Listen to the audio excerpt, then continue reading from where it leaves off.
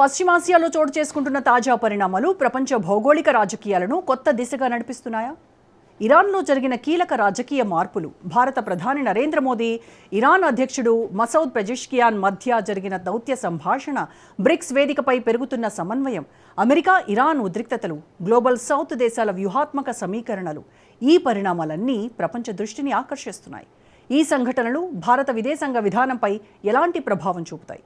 America, Iran, BRICS, Indo Middle East సమీకరణాల్లో కొత్త సంకేతాలేంటి? ఇప్పుడు చూద్దాం.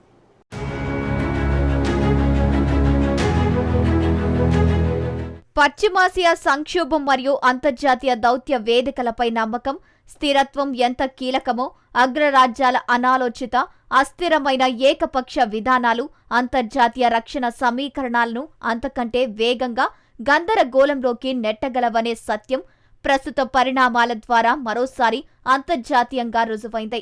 ఇరాన్ దేశ అత్యున్నత నాయకుడి ఆకస్మిక మరణం నేపథ్యంలో భారత ప్రధాని నరేంద్ర మోదీ, ఇరాన్ నూతన అధ్యక్షుడు మసూద్ పెజెష్కియాన్తో జరిపిన చారిత్రాత్మక అత్యవసర టెలిఫోన్ సంభాషణ ప్రపంచ భౌగోళిక రాజకీయాల్లో ఒక వ్యూహాత్మక భూకంపానికి కారణమైంది.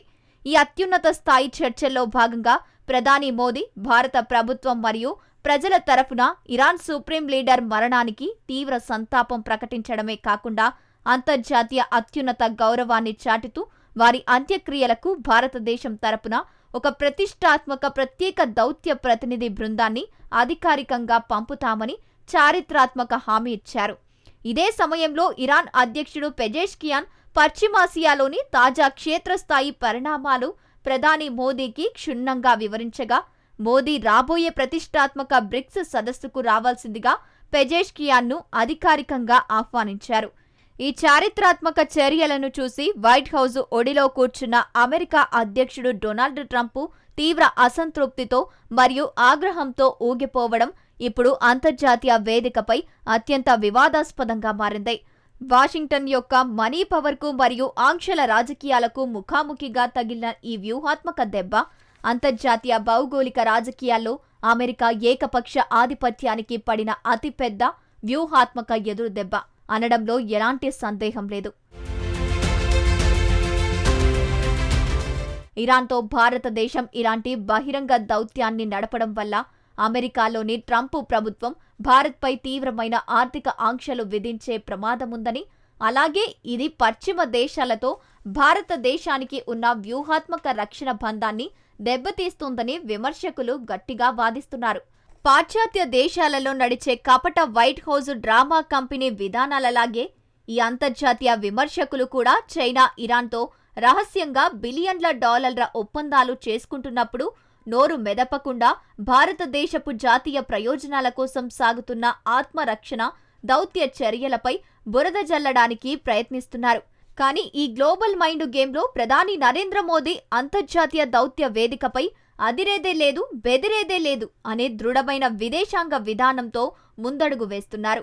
అమెరికా యొక్క అస్థిరమైన దౌత్యం ఒక డిజిటల్ సర్కస్ లాగా మారుతున్న తరుణంలో మోదీ నేతృత్వంలోని భారతదేశం ఈ ప్రతిపాదనను కేవలం ఒక మతపరమైన లేదా తాత్కాలిక కోణంలో కాకుండా గ్లోబల్ ట్రేడ్ ఎకనామిక్స్కు అనుగుణంగా ఇండస్ట్రీ అలైన్మెంటుతో ముడిపెట్టింది.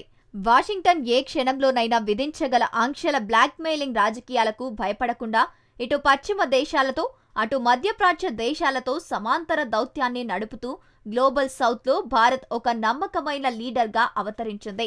డొనాల్డ్ ట్రంప్ తన దేశీయ ఓటర్లను ఆకట్టుకోవడానికి సామాజిక మాధ్యమాల్లో మరియు పబ్లిక్ రిలేషన్స్ స్టంట్లలో ఇరాన్ను ఎంతగా బెదిరించాలని చూస్తున్నప్పటికీ ప్రధాని మోదీ నడిపిస్తున్న ఈ చాణక్య విదేశాంగ నీతి వల్ల అమెరికా తన అనాలోచిత విధానాలను సవరించుకోకపోతే అంతర్జాతీయ రక్షణ రంగంలో మరింత ఒంటరి కావడం ఖాయం.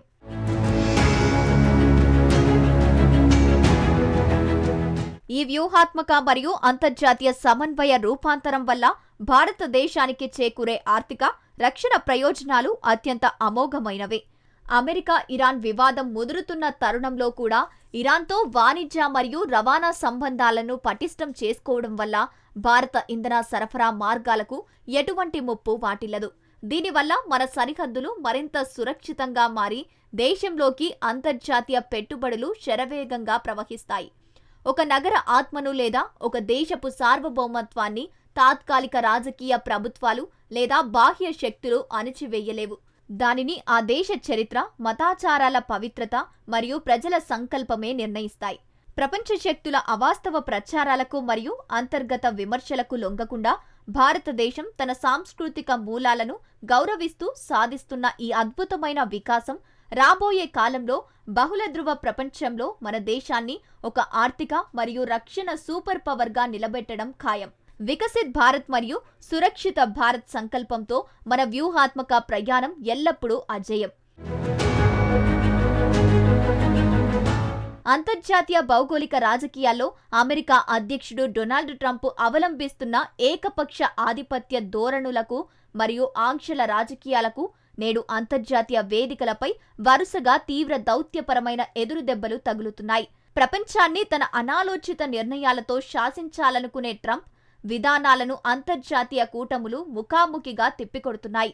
దోహాలో ఇరాన్ ప్రతినిధులతో అమెరికా ఉన్నత స్థాయి శాంతి చర్చల ప్రణాళిక సిద్ధం చేసిందంటూ ట్రంప్ సోషల్ మీడియాలో చేసిన క్లెయిమ్స్ ను ఇరాన్ విదేశాంగ మంత్రిత్వ శాఖ పూర్తిగా తోసిపుచ్చింది. ఏ స్థాయిలోనూ చర్చలు జరగడం లేదు అని ఇరాన్ ఘాటుగా ప్రకటించడం వైట్ హౌస్ కపట ప్రచారాలకు అంతర్జాతీయంగా పడిన పెద్ద ఎదురుదెబ్బ.